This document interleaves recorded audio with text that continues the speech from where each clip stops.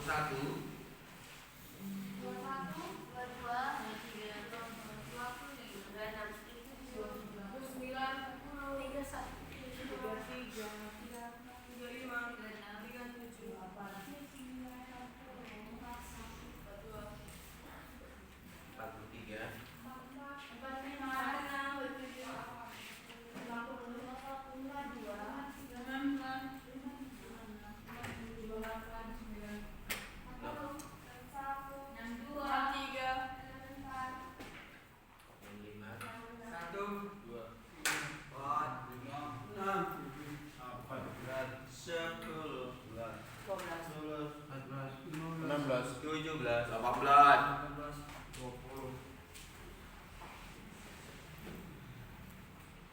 Mau ke toilet, boleh dipersilakan.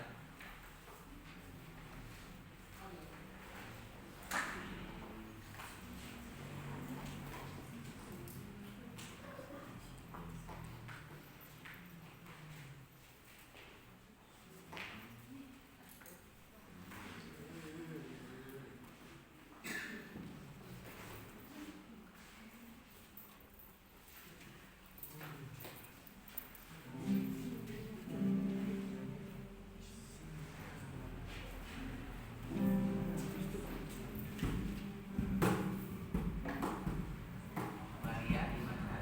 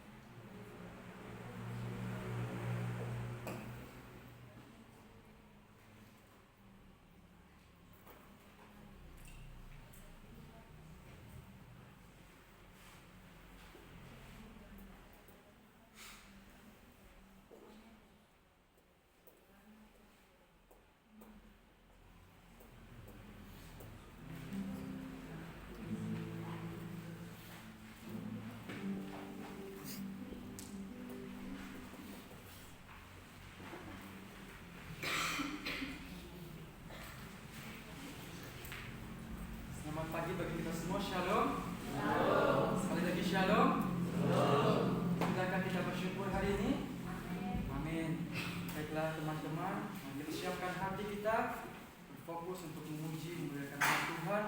Kita menyanyikan, sebelum itu kita mengambil sikap saat teduh. Saat teduh dimulai.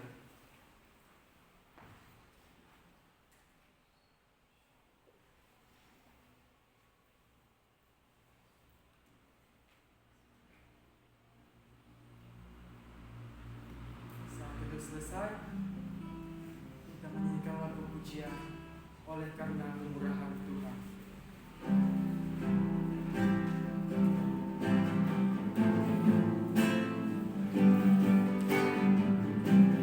Sama-sama kita katakan oleh karena kemurahan Tuhan.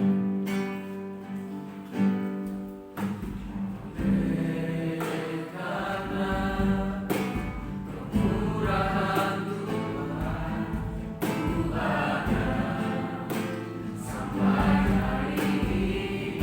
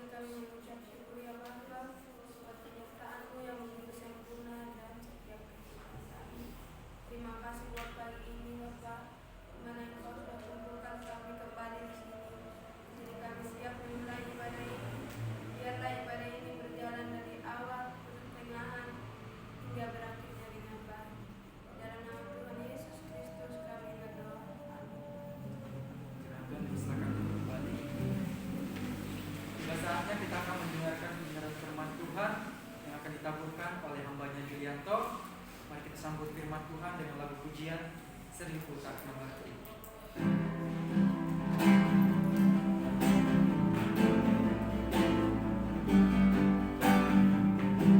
Sama-sama kita katakan 1000 tak.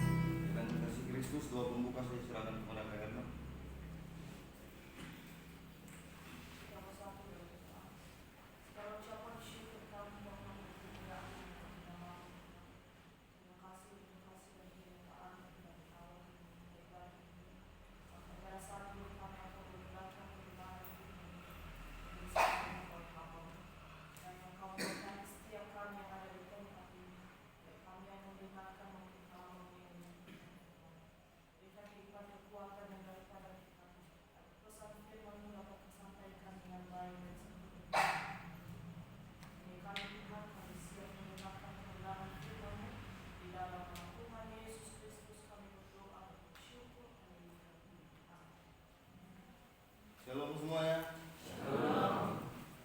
Baik, langsung saja kita membuka kitab kita yang terambil dalam kitab Injil Matius pasal yang ke-22 ayat 34 sampai yang ke-40.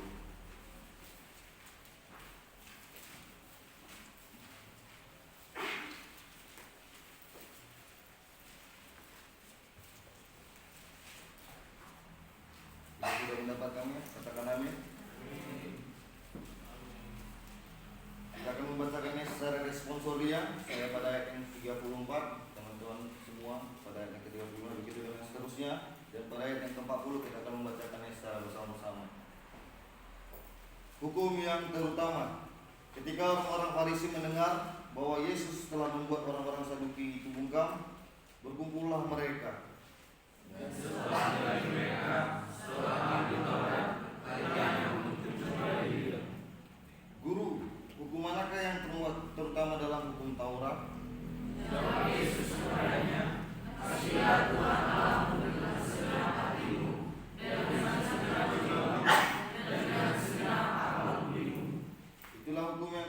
dan yang pertama. Berita yang kedua, sama dengan itu ialah kasihilah sesama manusia seperti dirimu sendiri. Sama-sama 2, 3 ya. Ada dua hubungan dan khusus orang dan kita para nabi.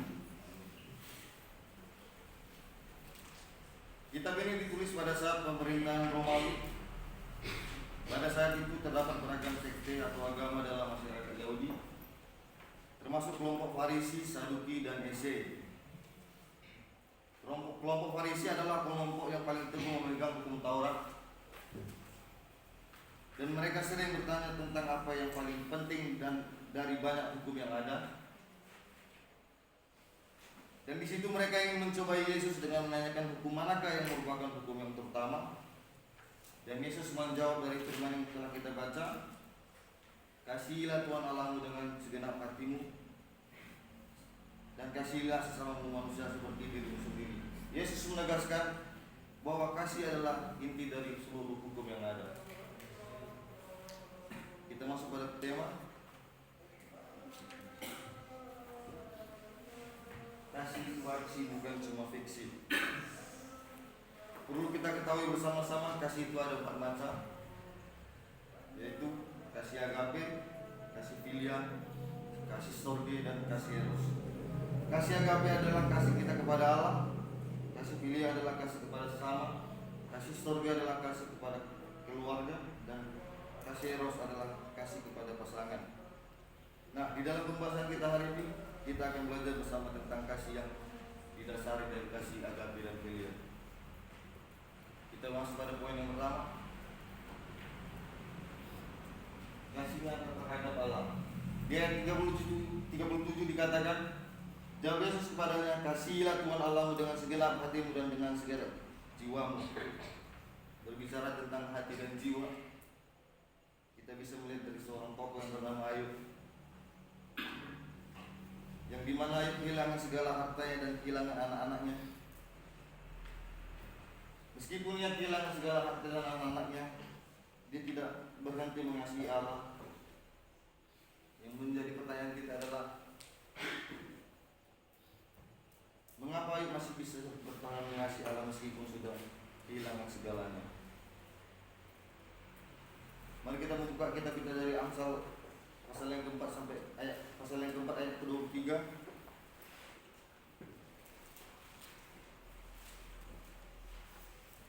Saya minta salah satu seorang untuk membacakannya. Amsal 4 ayat 23, demikian firman Tuhan, jagalah hatimu dengan segala kewaspadaan, karena dari sana terpancar kehidupan. Jagalah hatimu dengan segala kewaspadaan, karena dari situlah terpancar kehidupan. Yang artinya adalah, teman-teman, kalau kita melihat Ayub dengan segala masalah yang dihadapinya, satu hal yang pasti adalah Ayub menjaga hatinya untuk Allah. Bisa saja pada saat itu Ayub bisa meninggalkan Allah juga, tetapi apa yang dilakukan Ayub? Justru dia makin mengasihi Allah dengan segenap hatinya.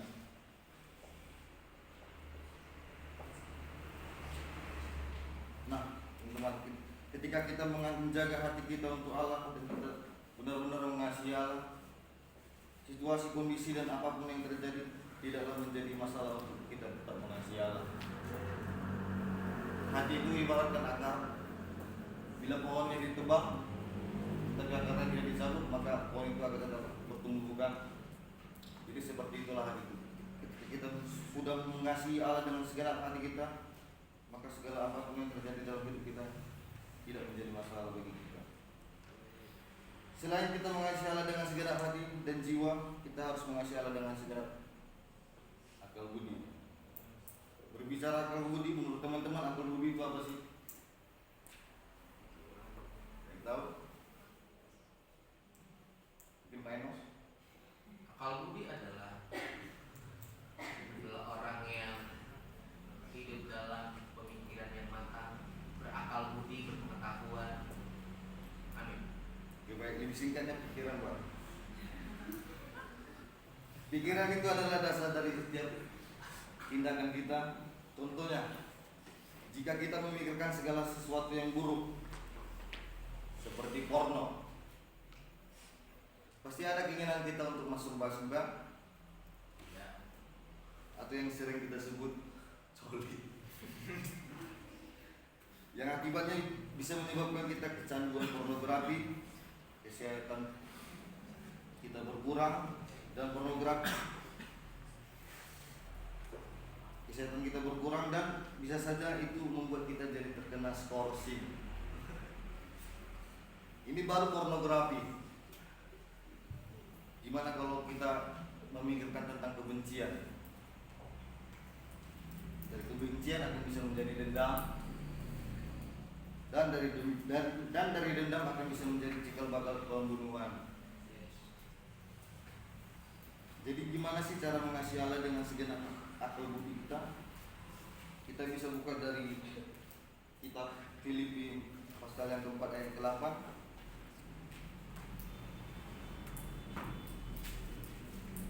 Saya minta main buku katanya. Filipi 4 Ayat yang ke-8. ayat 8 demikian firman Tuhan. Jadi akhirnya saudara-saudara, semua yang benar, semua yang mulia, semua yang adil, semua yang suci, semua yang manis, semua yang sedap didengar, semua yang disebut kebajikan dan patut dipuji, pikirkanlah semua ini. Amin.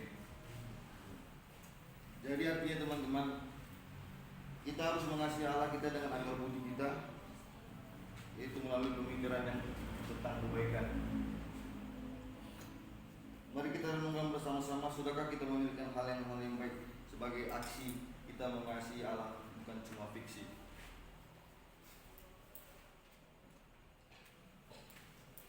Kita masuk dalam poin yang kedua, kasih yang nyata terhadap sesama.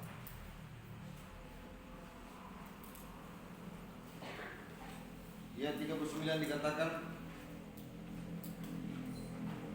dan hukum yang kedua yang sama dengan itu ialah kasihilah sesama manusia seperti dirimu sendiri. Di sini saya melihat hal yang unik, teman-teman. Dikatakan bahwa mengasihi sesama kita manusia itu sama dengan mengasihi Allah. Apa unik bukan? Seolah-olah kita itu sama dengan Allah. Benarkah sih Pak Enos kita sama dengan Allah? Tidak.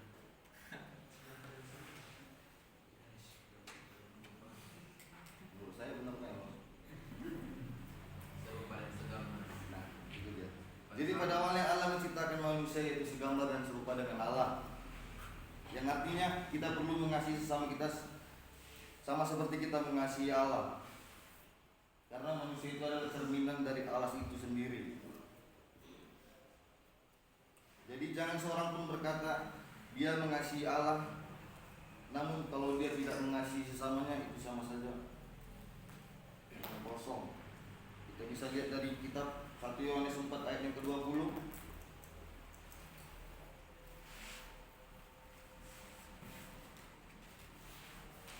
Di sini dikatakan, jikalau seorang berkata aku mengasihi Allah dan ia membenci saudara-saudaranya, maka ia adalah pendusta.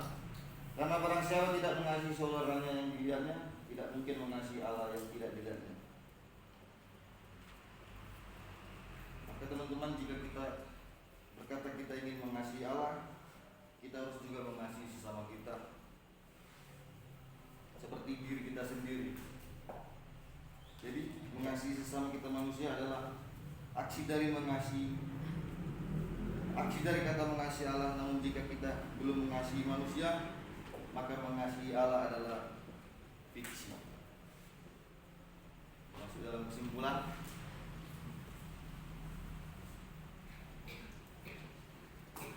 marilah kita mengasihi Tuhan Allah kita dengan tindakan nyata, yaitu aksi.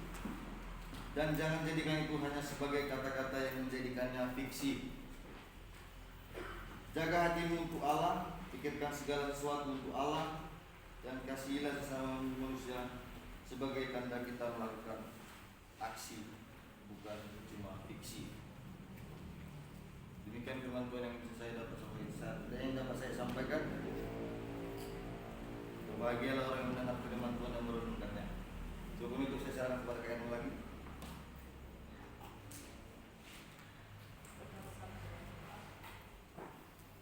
Terima kasih Tuhan Yesus yang baik kami berdoa.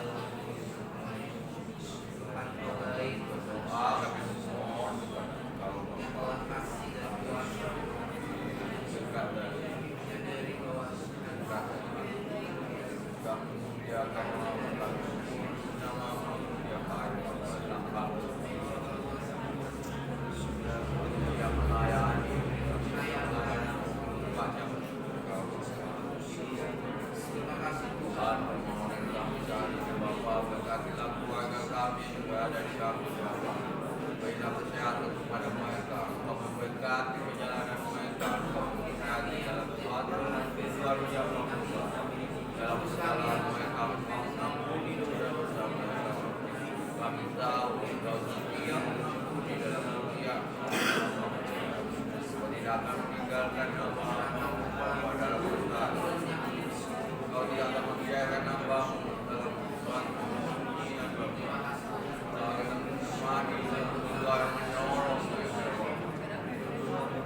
Bapa kami berdoa untuk Bapak kami Pak Eri, Engkau memberkati, Engkau memberkati semua mereka anak dan sebagainya Bapak supaya dia berjalan. Engkau memberkati dalam nama Tuhan.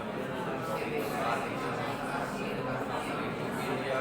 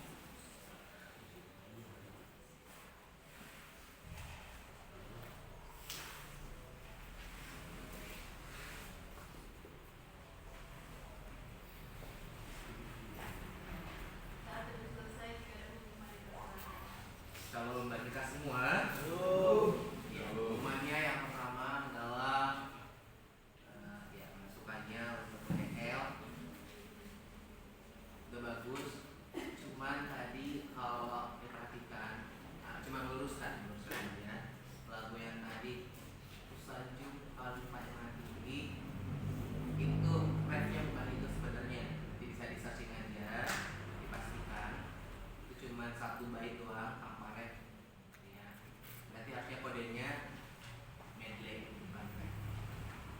Tapi nggak apa-apa, ini bagus. Terus untuk firman Tuhan mohon diperhatikan masukannya. Yang pertama, siapapun kita ketika berkhotbah, kita berbicara di depan, biasakan menggunakan tangan kanan untuk memberikan gerakan supaya lebih sopan karena kita adalah orang timur. Dia dari orang timur, jadi jangan kita itu harus jangan tangan kiri. Jadi tangan kanan menunjuk pun atau membuat gerakannya pun supaya lebih etis. Ya, sama mungkin kalau si Julianto kan suka nggak tahu tuh apakah lagi pilek atau memang stylenya dia senggol-senggol hidung, ya tapi kurang etis juga, ya. Terus selanjutnya, ya kita dengan Allah tidak sama. Kalau kita sama dengan Allah, berarti kita akan mengalami kejatuhan yang hakiki. Ya, sama dengan Lucifer ingin menyamakan dirinya dengan Tuhan, tapi kita segambar dan serupa. Hendaklah kamu sempurna sama dengan Tuhan sempurna. Berarti bukan kita sama dengan Tuhan, tapi kita yang maksudnya sempurnaan dalam bentuk apa dulu. Kira-kira itu bahasanya untuk hal itu. Terus mungkin lebih tegak dan lebih tegas untuk menyampaikan firman Tuhan. Selanjutnya, ya untuk tadi malam katanya ini belum dibacakan untuk skor CCA, tapi saya udah totalkan semuanya dari penambahan nilainya. Kamar kudus ada 33, kamar kudus kamar kuat ada 62, kamar apa ya? Bentar. Kudus kuat, oh iya, kamar kasih 31, kamar faith ada 27, kamar rock ada 50, kamar lock 46, putra kanan 8, putra kiri 12. Kalau ada merasa nilainya kurang tepat, nanti bisa datang ke saya secara personal untuk klarifikasi. Ya, harapannya hari ini pengumumannya yang selanjutnya kita berpuasa dengan baik dan benar, sampaikan kepada diri sendiri supaya kuat dan sampaikan kepada Tuhan supaya Tuhan memberikan pertolongan. Ya, jika ada yang ketahuan bisa dicatat namanya saja, dan jika ada yang keluar itu konsekuensi. Ya, terus selanjutnya hari ini yang telat adalah Maria. Terus Vini masih dalam berobat. Jadi Vini katanya mau operasi, sedang dijadwalkan mungkin di minggu ini. Jadi ya kita dukung dalam doa supaya Vini mengalami pemulihan atau kesembuhan total. Dan tidak ada lagi yang izin untuk membeli makanan atau beli bubur yang sakit. Tidak ada yang sakit soalnya hari ini. Ya. Terus selanjutnya ayat hafalan. Ayat hafalan yang pertama dimulai dari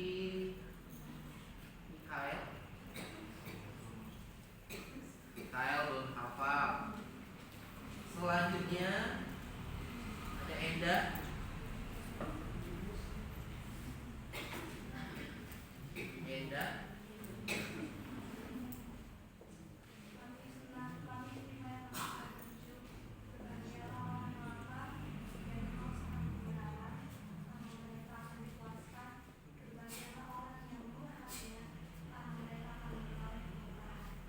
Oke. Ada Carolina.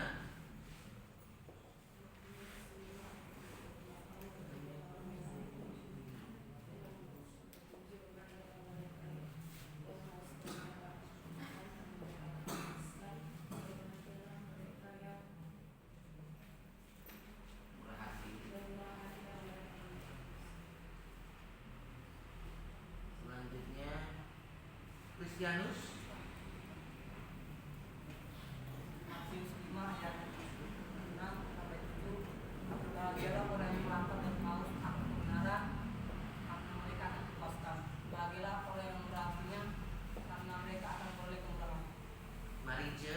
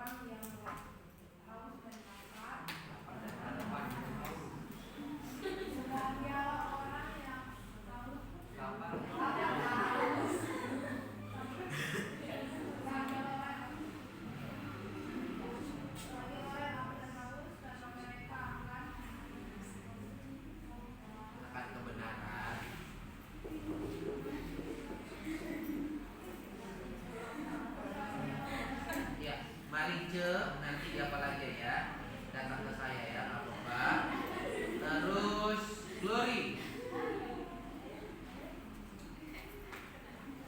Matius 5 ayat 6 sampai 7. Berbahagialah orang yang lapar dan haus akan kebenaran, karena mereka akan dipuaskan. Berbahagialah orang yang berbahagialah orang yang murah hatinya, karena mereka akan kemurahan.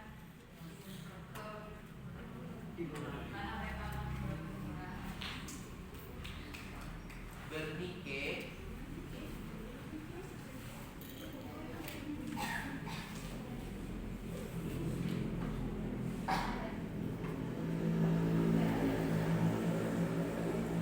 Kalau suaranya kecil boleh berdiri.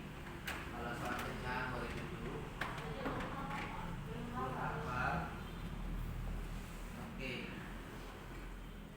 Ya, Mikael, Marice, Bernike. Kalau mau hafal nanti datang ke saya untuk konfirmasi. Itu aja pengumumannya. Ada yang mau bertanya? Ada pengumuman dari yang lain? Saya